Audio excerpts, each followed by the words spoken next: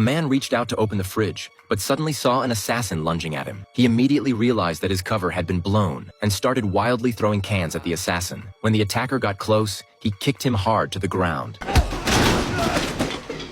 Then, Dan casually grabbed a pack of diapers, and in front of everyone's shocked eyes, he quickly walked to the front desk to check out. As a former top-level assassin, he knew this was far from over. Next, Dan smoothly drifted back home. He hurried to the staircase, pulled out a long hidden duffel bag filled with weapons and expired passports. To get his wife and kids out of danger, Dan immediately called his all-capable partner Augie, asking him to prepare international passports for the whole family. Meanwhile, Dan rushed to his daughter's school, planning to pick her up immediately. But when he entered the classroom, she was nowhere to be seen. Luckily, relying on his knowledge of his daughter, he roughly guessed where she might be. Soon, Dan found his daughter and took her with him. Before the assassin could catch up, he still had to find his son and wife first. Fortunately, his son was just at a friend's house playing video games. After receiving a message from his friend, he panicked about getting scolded by his father and ran out. Seeing his son safe, Dan quickly gathered both kids and set out to find his wife, Jessica. But halfway there, Dan noticed a car following them. To see if it was the assassin, he deliberately drove into a tunnel as a test.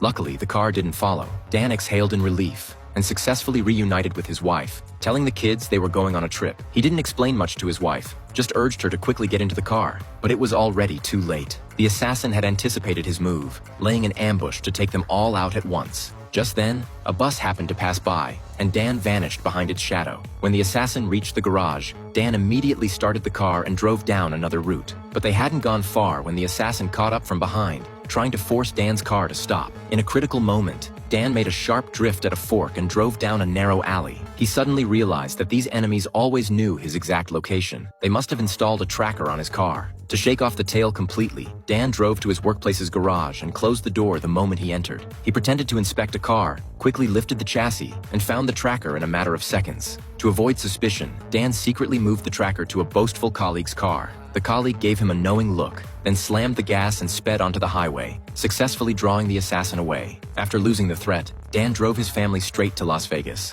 What he didn't know was that the head of the assassin organization, McCaffrey, had already arrived at his former home. Seeing Dan's family happy together, McCaffrey flew into a rage and immediately issued a kill order. Meanwhile, after a long, grueling journey, Dan and his family finally reached Las Vegas. To ease their exhaustion, he booked a presidential suite and even arranged a romantic candlelit dinner. But unexpectedly, when they returned to the room, full and satisfied, a red dot had already locked onto Dan's forehead.